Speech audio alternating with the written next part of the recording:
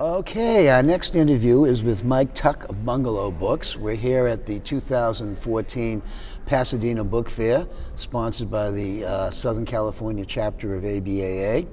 And Mike, let's talk a little bit, as I do with all the people we interview, something about your background, your family, siblings, where you went to school, where you lived, education, etc. Sort of like a mini biography, if you will. Okay. I was born in Canada, 1959. My family moved to Southern California, 1962. I grew up in Southern California, and in my early 20s, I moved back to Canada to see what it was like. Two older brothers had moved back to Canada. I did various jobs in Canada. Primarily, I was a bartender, and I was collecting books. And in the early 90s, my dad fell ill. He was still in California. I moved back to California to help him.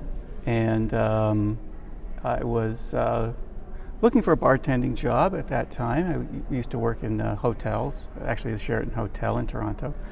And while I was waiting to find a bartending job, I applied and was hired by Crown Books, a regional bookseller based in Maryland.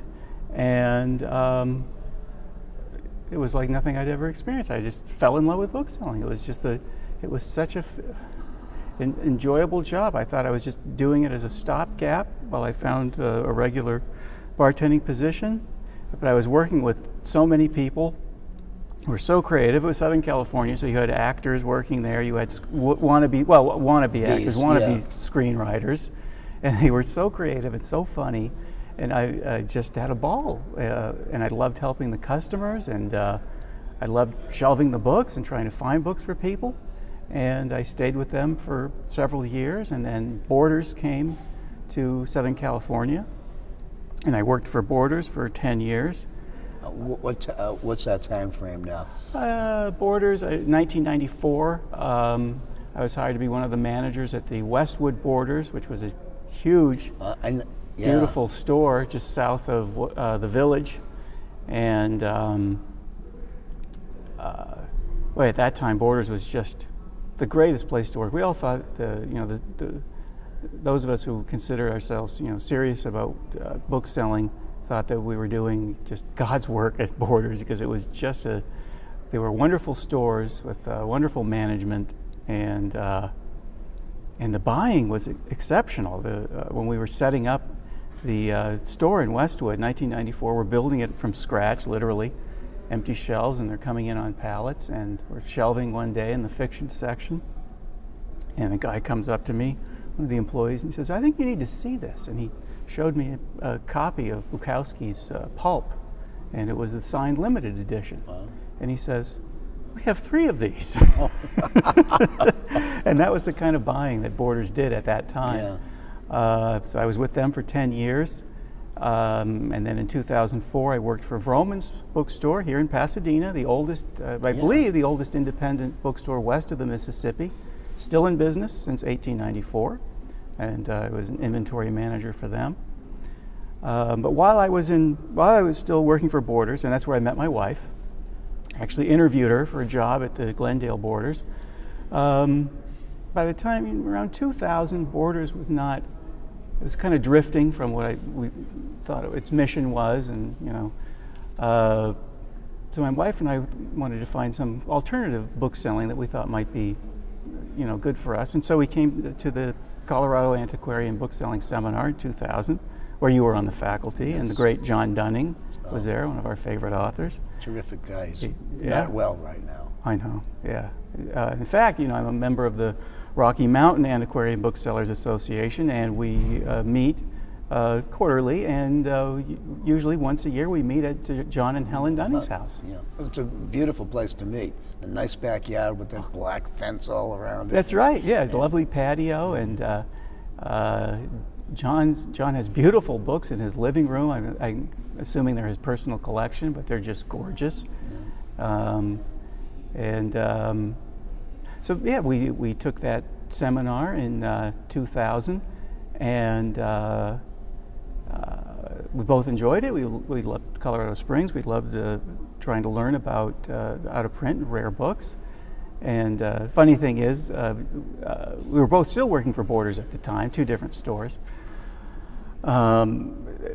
But a lot of the our fellow students thought that because we still worked for Borders, that we were corporate spies of some kind. That Borders was we were sent to infiltrate. Exactly, and Borders was going to take over the rare book business. Nothing could be farther from the truth. Exactly, we were not corporate spies, more like corporate stooges. We were looking to get free from Borders, and. After that, I subscribed to First Magazine, and I saw shortly after we took the seminar, there was a bookseller who was selling his inventory. He was a mail order dealer, and I collected mysteries primarily. I still do a little collecting, but not much, and some modern lit, and that's exactly what he carried. And my wife and I bought his inventory. He was an attorney, full-time attorney in the district attorney's office. And he said it's too much for him to do his mail order business and be an attorney. And his wife wasn't interested in the book business. He said he was either sell it or he would just keep all the books and wait till he retired and start it up again. But he thought he would try to sell it. And my wife and I bought his books. And that was the start of Bungalow Books in 2000. And why the name Bungalow? Because my wife and I, the business started in a tiny 623, I believe it was, square foot bungalow in Monrovia, California, and that's where the books were, in a tiny little house. That's how we started it. So that's why we took the name. And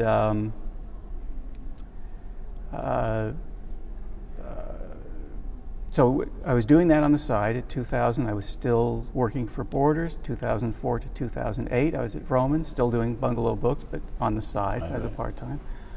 And then my wife, Mary, thought that, we live in a house. It shouldn't be a warehouse. And I was always bringing home boxes of books, and she wanted a bigger place. So she says, we really should think about moving. And I said, okay, honey, where do you want to go? And she said, well, we've been to Eugene, Oregon. It's a beautiful place. I said, fine with me. She has a brother there. But we looked, and it's not, Eugene wasn't really affordable. It wasn't that less expensive than Los Angeles, forgetting what we wanted to do, which was to get a bigger house. Right. And then Mary said, well, we've been to Columbus, Ohio, and my sister lives there and loves Columbus, says it's a great place. We'd visited, and the great Hoffman bookshop in Columbus, an ABA member. You get a beautiful store. There are a lot of bookstores in Columbus, great book town. I said, that's fine with me. I was ready for any kind of midlife adventure. Wherever you want to go, honey, you choose. And at the last minute, Mary says, you know what? I'm going to miss the mountains if I leave the West. I said, well, we did visit Colorado Springs, and we thought it was nice. So she went out with her niece, went to Colorado Springs, looked around. Real estate agent took her to Pueblo, which is just about 40 miles south. And she loved the old architecture of Pueblo. Yeah, it is nice. And that's it. Found a house for us. We moved there, and ever since I've been doing this full time. That's great. That's great. And do you have an open shop? No, but I'm looking later this year to find an office space so that people can come by chance or appointment if they want to. Pueblo is an interesting place, but it's not a wealthy community, and for a specialty dealer like me, I don't think a regular retail shop would really work for the people of Pueblo. Well, the book guild or whatever the hell it is, and they have in Pueblo that white building where they have all those ex-library books that they get delivered, etc. That's an open shop. That's true. And every time I've been there, there's been at least a half a dozen people. Oh yeah, they're always busy. Yeah, it's the largest Friends of the Library store I've seen anywhere. It's 4,000 or 5,000 square feet. It's all huge. Volunteer, of course. Most of the books in there are ex-library, but I do go in, from time to time. There's something there. And then there used to be a lady diagonally across the street Yes, Tumbleweed Books, and Yeah. she's still there. She's still there? She's still there. God, she's indestructible, isn't she? She is. She's there. Her friends come and Yeah. visit with her all day, and She enjoys it. yeah, she does. So it's getting to be quite a book community, huh? Well, a little bit. There are a couple other stores, but they're mostly paperback exchanges. There was a store there briefly that mostly sold vinyl, out-of-print records, but he had some books, some beat literature, but he didn't last very long, unfortunately. Out there. Where would you be taking office space if you do? Would you take it in Colorado Springs? No, in Pueblo. In Pueblo? I would stay in Pueblo. I'd try to find an office space downtown. A friend of mine, who's actually an author, he's written some short stories. He studied with the Beats in Naropa, has an office in downtown, and he sells primarily records, but some books. So I would look for office spaces right in the downtown because that's close to where I live. Do you have any children? No children, just books. Just books and cats. And cats. It's getting to be a bookseller's trend to have cats. I prefer dogs myself. But. I love both, but Mary never had pets growing up in her family. We didn't either. And not used to dogs, but she fell in love with cats, and she and the neighbor help with the feral cats, catching them, getting them fixed, and then re-releasing them, and then putting food out for them. So they're trying to cut down on that feral population. Yeah, if it's possible. Yeah. I don't know. Who were some of the people who were mentors or who were influential for you as a bookseller? First and foremost, Malcolm Bell of Bookfellows in Glendale. Yeah. Malcolm is, it's a cliche, but he is the salt of the earth. He's an incredibly knowledgeable bookseller, generous and kind, and very knowledgeable about mystery, science fiction, horror, modern fiction. He's been a bookseller in LA, I believe, since either the late 60s or early 70s, and he's been selling that kind of material long before other people got into it, you know. He said when he started out, most booksellers were dealing with Western Americana and things like that, and he went in another direction. And he has an incredibly great open shop on Brand Boulevard in Glendale. Yeah. So if anyone is ever in that area, they should absolutely... What's the number? Do you remember the number of Brand? I want to say it's 238 South Brand Boulevard. 231? 238. 238. And I believe and the cross street is California. Right across the street is Brand Bookshop, a used bookstore. Yeah, John Dunning, in fact, did a signing a few years ago, and at Malcolm's store, and he had dropped by the store one time, and he had really hit it off with Malcolm and Christine Bell, and they said, we'd love to have you for a book signing. He says, okay, the next time I'm on tour, I will definitely do a book signing at your store. But then when that tour came up, his publisher told him that no, because another bookstore had territorial rights and couldn't do it. And John says, well, but I promised them. And the publisher says, I'm sorry, you can't do it. And he says, well, in that case, I won't go anywhere. I'm not going to go on tour. Publisher finally relented, and John Dunning sold over 1,000 books at that event. It was completely packed. He was there for at least 6 hours. Wow. He couldn't believe the turnout, and he was so glad he did it, and glad he could kind of tell his publisher, look, see? This is the way you do things, not the way you do it. This is the way you do things. He said he had to keep his word to them, and he did. Any other mentors or influential booksellers? Bill Leone, who's here at the fair. Bill has a good track record. Almost everybody who's come to be interviewed has some relationship with Bill. Bill is another great guy and incredibly knowledgeable and has wonderful books. And when I first started, when I had bought that collection, Bill was one of the first booksellers to buy something from me. He was looking at I think he was looking online at my books, and he says, wait, I know these books, but they were a different bookseller had them. And Bill is another great guy who's helped me tremendously. About I just look at Bill. He's a professional, and he's who I want to be. I try to pattern myself after Bill. Well, it's a good model to follow. Let's talk a little bit about the internet.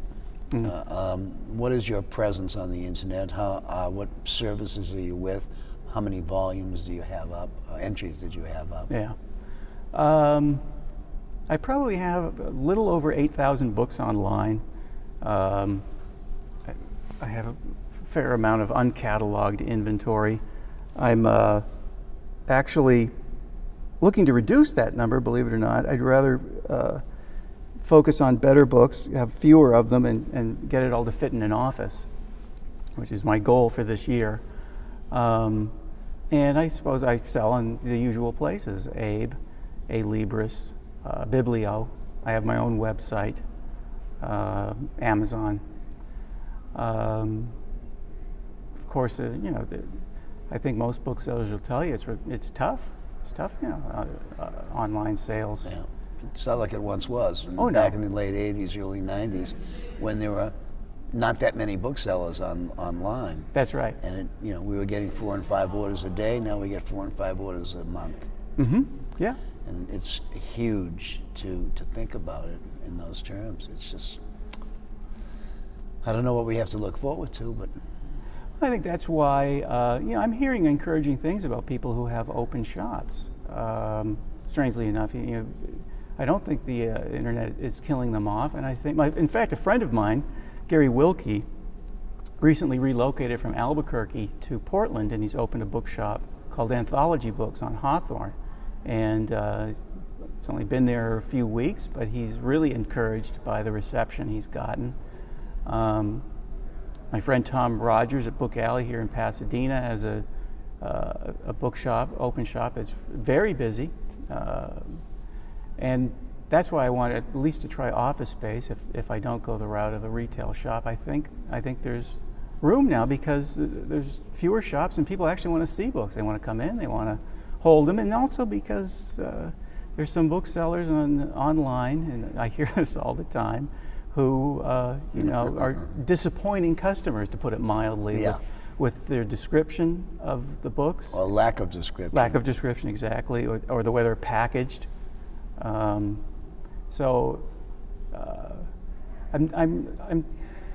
guess it's easy, to be discouraged by what's happening online, but I see a future both online and in open shops where people can come and see your books.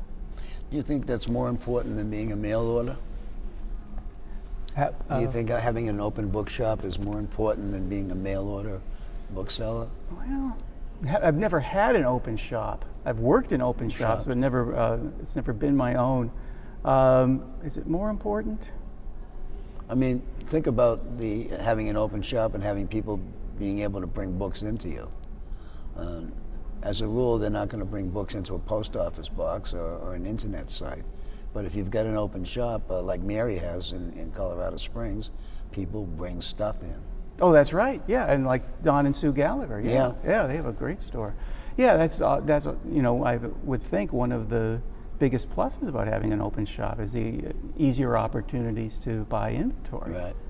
And you get dealers who will come to town, and oftentimes dealers don't like to bother people who work out of their houses, but correct. Yeah. But they'll do the gamut of all the shops on Broadway and et cetera, et cetera. So. Yeah, you're right. What do you see as some of the great challenges that we face as booksellers moving forward into the future?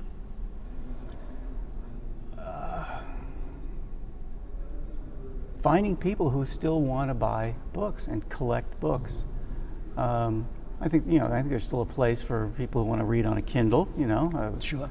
There's a place for that, but when we were kids, it seemed like collecting was kind of sort of encouraged. I collected baseball cards. I had a friend who collected rocks. I briefly collected coins when I was a kid. So I think if people are encouraged at a younger age to collect, no matter what it is. They might find that collecting books is going to be of interest.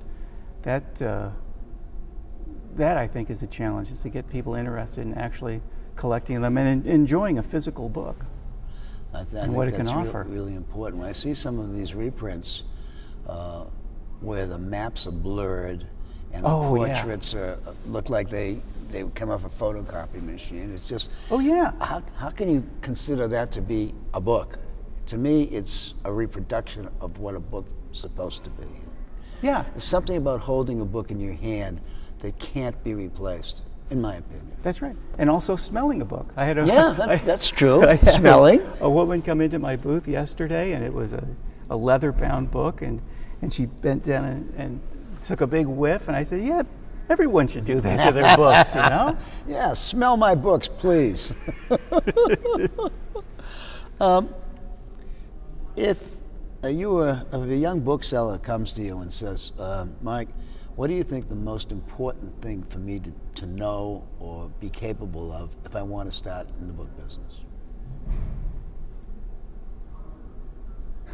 I remember years ago, before when I was thinking about becoming an antiquarian bookseller, and the great Chick Goldsmith, another mentor, I'll say, Chick had a great store in Claremont, and he introduced me to Peter Stern, and Chick said that I was thinking of becoming a bookseller, and Peter looked at me and said, "Do you have any money?" Well, that's Peter. Do you have any money? So that's one thing. But one of my really good customers is a young guy in his 20s, and he collects modern lit, likes postmodern authors, and he also is aspiring to be a bookseller. And I would encourage them to, for one thing, to read as much as they can and find out what it is that they enjoy, and that might be an area where they want to go into as booksellers. I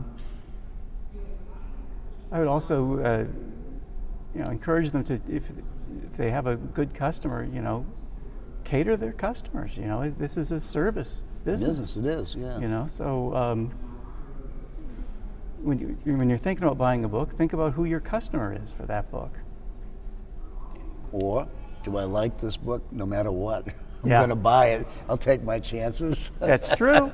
It's another aspect of being a bookseller. Yeah, it is, and that's Stumbling around. That's what I've done most of the time. I think is just because I love a book. I say, I gotta have this. Yeah. I don't know what I'm going to do with it, but I gotta have it. It's bibliomania. Yeah. I guess. Yeah. Well, we've come to the end of our 30 minutes, Oh, which okay. went by very quickly, as you said.